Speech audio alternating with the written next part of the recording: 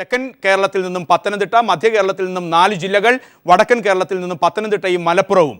മധ്യ കേരളത്തിലെ വിശേഷങ്ങളുമായി സാലി മുഹമ്മദ്. സാലി, ഒരുപക്ഷെ രണ്ടാം ഘട്ടത്തെ സംബന്ധിച്ചിടത്തോളം ഏറ്റവും നിർണായകമാവുക വാർഡുകളുടെ കാര്യത്തിൽ കൂടുതൽ വാർഡുകളുള്ള 3 ജില്ലകൾ തെരഞ്ഞെടുപ്പിലേക്ക് പോകുന്നു. മലപ്പുറം, അത് കഴിഞ്ഞാൽ എറണാകുളം, അത് കഴിഞ്ഞാൽ തൃശ്ശൂർ.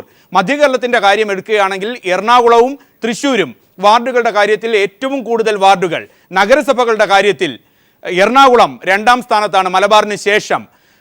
കോർപ്പറേഷൻ്റെ കാര്യത്തിലാണെങ്കിൽ തൃശ്ശൂർ കോർപ്പറേഷൻ. മധ്യ കേരളത്തെ സംബന്ധിച്ചിടത്തോളം വാർഡുകളുടെ കാര്യത്തിൽ 2ാം സ്ഥാനത്തുള്ള എറണാകുളം, അതോടൊപ്പം തന്നെ നഗരസഭകളുടെ കാര്യത്തിൽ 1ാം സ്ഥാനത്തുള്ള എറണാകുളം, കോർപ്പറേഷൻ്റെ കാര്യത്തിൽ തൃശ്ശൂർ. എത്രമാത്രം ആവേശകരമായിരുന്നു പ്രചരണ രംഗം.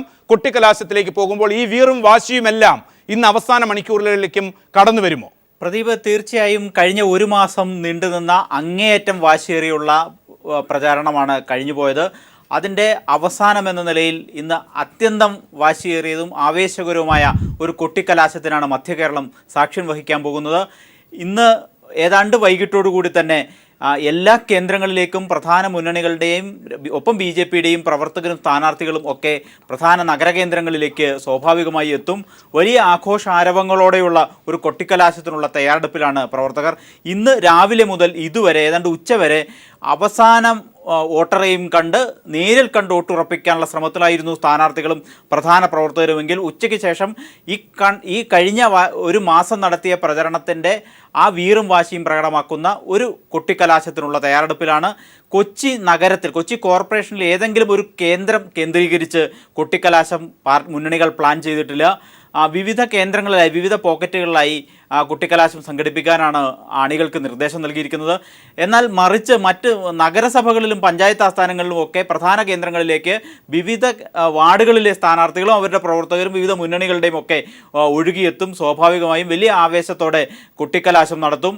ഏതായാലും കൊട്ടിക്കലാശത്തിലേക്ക് കിടക്കുമ്പോഴും തികഞ്ഞ പ്രതീക്ഷയിലാണ് ഈ മധ്യകേരളത്തെ സംബന്ധിച്ചിടത്തോളം ഇരു മുന്നണികളും. കഴിഞ്ഞ തെരഞ്ഞെടുപ്പിൽ UDFന് വലിയ മേൽക്കൈ നൽകിയ ഒരു മേഖലയാണ് മധ്യകേരളം.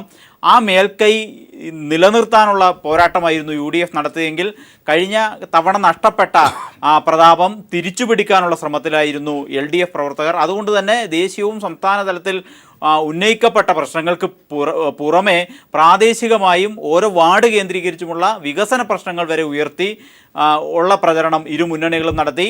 തങ്ങളുടെ കാര്യമായ അടിത്തറയില്ലായിരുന്നു കഴിഞ്ഞ തെരഞ്ഞെടുപ്പിൽ BJPക്ക്. പക്ഷേ ഇപ്പോൾ BJPയുടെ ജനകീയ അടിത്തറ വർദ്ധിച്ചിട്ടുണ്ടെന്ന കണക്കൂട്ടലാണ് BJP. ഒപ്പം SNDPയുമായി ഉണ്ടാക്കിയ ധാരണ ചില കേന്ദ്രങ്ങളിലെങ്കിലും അവർക്ക് ഗുണം ചെയ്യുമെന്ന് അവർ പ്രതീക്ഷിക്കുന്നു. ഏതായാലും പൊതുവിൽ ഇരു മുന്നണികളും വലിയ പ്രതീക്ഷയിലാണ്. നില മെച്ചപ്പെടുത്താമെന്ന പ്രതീക്ഷയിലാണ് BJP നേതൃത്വവും. സാലി, എറണാകുളത്തെ സംബന്ധിച്ചിടത്തോളം 13 നഗരസഭകൾ വോട്ടെടുപ്പിലേക്ക് പോവുകയാണ്. അവിടെ കൊച്ചി കോർപ്പറേഷനും പ്രമുഖരാണ് മത്സരരംഗത്തുള്ളതും. എറണാകുളം ജില്ല എത്രമാത്രം വാശിയിലാണ് ഈ അവസാന ഘട്ടത്തിൽ? നിശബ്ദ പ്രചരണത്തിലേക്ക് കടക്കുമ്പോഴും അതിൻ്റെതായ പ്രാധാന്യമുണ്ട്. പ്രദീപ്, എറണാകുളം ജില്ല വളരെ പ്രകടമായി കഴിഞ്ഞ തെരഞ്ഞെടുപ്പിൽ UDFനൊപ്പം നിന്ന ഒരു ജില്ലയാണ്. അതായത് 84 ഗ്രാമപഞ്ചായത്തുകളിൽ 71 UDF ആണ് നേടിയത്. 11 നഗരസഭകളിൽ 9 UDF നേടി. എറണാകുളം ജില്ലയിലെ ഏക കോർപ്പറേഷൻ കൊച്ചി കോർപ്പറേഷൻ UDF നേടി. അപ്പോൾ പൊതുവിൽ UDF വലിയ മജോറിറ്റി നേടിയ ഒരു തെരഞ്ഞെടുപ്പായിരുന്നു കഴിഞ്ഞ ലോക്കൽ ബോഡി ഇലക്ഷൻ. പക്ഷേ ഈ ഘട്ടത്തിലേക്ക് വരുമ്പോൾ ഞാൻ നേരത്തെ സൂചിപ്പിച്ചതുപോലെയുള്ള ഒട്ടനവധി പ്രാദേശിക പ്രശ്നങ്ങളുണ്ട്.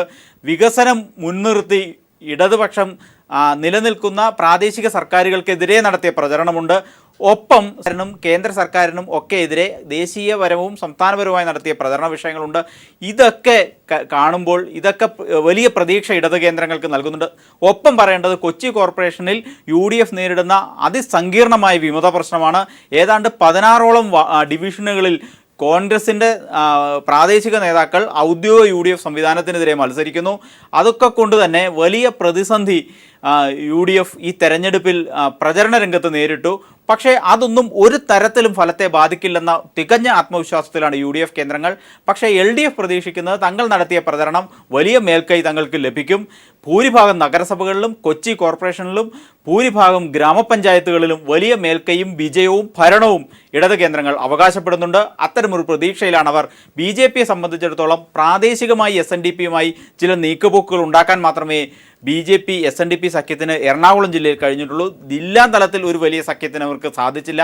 അത് പ്രാദേശികമായ അഭിപ്രായ ഭിന്നതകളൊക്കെ കൊണ്ടായിരുന്നു. എന്നാൽ ചില SNDP പ്രവർത്തകരെ BJPയുടെ ചിഹ്നത്തിൽ മത്സരിപ്പിക്കാനും ഒക്കെ സാധിച്ചിട്ടുണ്ട്.